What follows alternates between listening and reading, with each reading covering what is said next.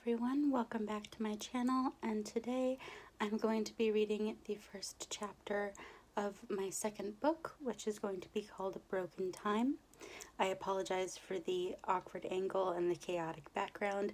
I just really wanted to get this video out because I'm getting closer and closer to being able to publish my book. Chapter 1, Missing Them.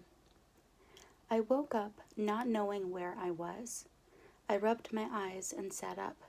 I expected hard earth to be under me, a warm fire crackling beside me. But I was in my own bed, with a pillow and blankets, and a mattress supporting my weight. Across the room was my sister Lucy. She was still asleep, her blonde hair tangled and curling around her fingertips as she mumbled and rolled onto her side. She had asked to share my room, even though our parents had offered to set up a bed temporarily in the little library. I understood why and agreed wholeheartedly. Lucy had been very clingy since we'd arrived back home. While she immediately loved our parents and fit into the family quite nicely, our lifestyle was still alien to her. Even after she'd moved into my room, she was anxious. Sometimes I'd wake up in the middle of the night and see her sitting up in bed, staring at the walls. When I'd ask her what was wrong, she'd simply shake her head and go back to sleep, her expression close to tears. She'd lost one family and gained another. No matter what I'd gone through with the Rags and Riches gang, my experience could never amount to hers. "Come on, Lucy, breakfast time." I went to her bedside and shook her shoulder gently. She rolled over and looked at me with sleepy green eyes so much like my own. I brushed the hair back from her forehead and was reminded of stroking Lucide's hair, lying next to him by the campfire. A stab of loneliness pierced my heart as I turned from her towards the door. "How much of a mess do you think we could make in the kitchen making pancakes?" I asked. She smiled, following me out the door. I tried not to think too much as I gathered bowls and sliced bananas to put into the pancakes. I tried not to think of the smell of the dying campfire, the sound of the early morning birds, the swoop of Alice's wings as she flew around to protect the camp. When I looked down at my hands cutting fruit, I saw Lucide's hands working a piece of wood or gliding along a river-smooth stone. I jerked back as Lucy grabbed my wrist. Lucy was looking at me, startled.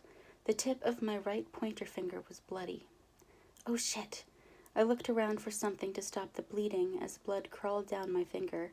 Lucy handed me a napkin, gently taking the knife from my hand. She nodded at me, urging me to go clean the small wound while she finished. I hurried to the bathroom and ran my finger under the faucet as I cursed myself. I had to get my head out of the clouds. Lucy and I had made the right choice in coming back home. We had family here. I'd have been putting them through hell if we hadn't come back. Dad had tried talking to me about what I'd been through. I told him the gist of what had happened, but I left out the fights with vampires and Kat's betrayal. I hadn't described the drainer in detail, but the idea was there. I'd known he could read my mind and fill in the gaps for himself. Anger and fear had played on his face as I'd talked. When I'd finished, he'd pulled me into a long hug. "You've been through something horrible," he'd said, wiping tears from my face. "I'm so glad you're home." "I'm glad too," I'd replied, trying to hide my other feelings behind the statement. "We never told you this," he'd added, taking a deep breath. "We weren't sure what we would say if you asked, but now that your sister's back home, you deserve to know." His eyes had been glassy. "We always told you that you didn't have a middle name, but that was a lie. Your middle name is Lucy." Although the news had come as a shock to me, after I'd thought about it, I hadn't been too surprised. The name fit me well. Rose Lucy King. I liked it. I'd felt an overwhelming surge of emotion towards my new sister. Our shared name made me feel more connected to her than ever. Just then, someone tapped on the bathroom door. I jumped. "Hey, Rose," I recognized Jasmine's voice. "Lucy told me you cut your finger. Need any help?" "Hey, Jazz," I said, taking my hand out from under the sink's running water. "Don't come in, I'm bleeding." I pressed some toilet paper against the cut. The bleeding had pretty much stopped. "Don't be silly, a little pinprick doesn't bother me," she said. I opened the door. There was Jasmine, my best friend. She had long wavy black hair and sharp brown eyes. Today she was wearing a red sweater and blue jeans, although she never felt cold. I smiled at her. She'd recently been reunited with her vampire parents, and they often came to spend weekends with us. Jasmine smiled at me and handed me a bandage. "No blood, no foul," she joked. I elbowed her in the ribs, and we made our way back to the kitchen. Lucy was putting the last of the pancakes onto a large plate. Dad was setting the table. His blonde hair was wet from a shower, and he was dressed in a blue t-shirt and ripped jeans. "Hey, Jasmine, it's good to see you, honey," he said, as he brought the plate of pancakes to the table, giving Lucy a one-armed hug. "Morning, Mr. King," Jasmine smiled. "Are your parents on their way?" "They should be here any minute." I was excited to see Rose. Dad glanced at me and saw my injured finger. "You okay there, Rose?"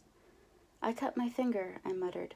I sat and put a few pancakes on my plate as Jasmine sat next to me, her place setting empty. She, Wendy, and Jack wouldn't eat. I was still getting used to the fact that they didn't eat human food at all. Jasmine and I had grown closer since my return home. Part of me realized she might have felt betrayed I'd run off without her, or it could simply have been that after everything I'd told her, she was worried I'd become too attached to people who lived a world away. "I'm worried about them," I said one day.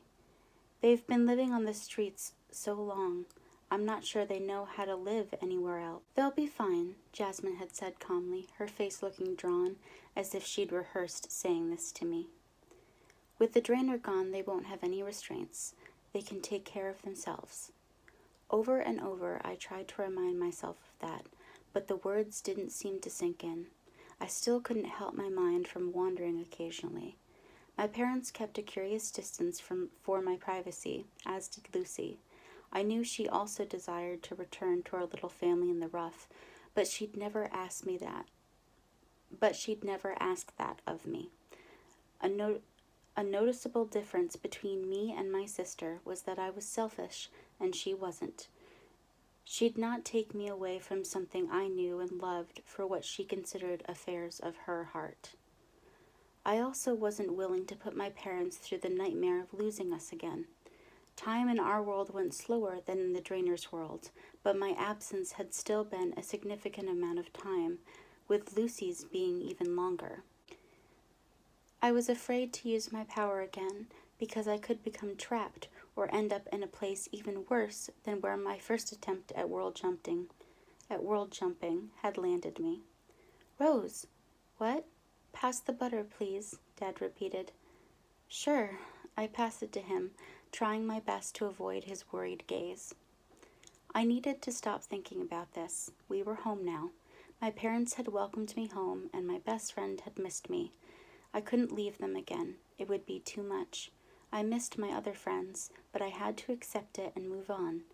They would be moving on too, and soon being with family would feel normal again. I hoped. That is the first chapter of my second book, which will be called Broken Time, and it will be coming soon. I am working on getting the last little things put together, and then it will be available for purchase everywhere online that books are sold. Keep in mind that this is the sequel, so if you haven't read the first book, which is called The Rose Petal, it won't make any sense. So make sure you read that book first before you dive into this one. I will talk to you all later. Have a great day. Bye.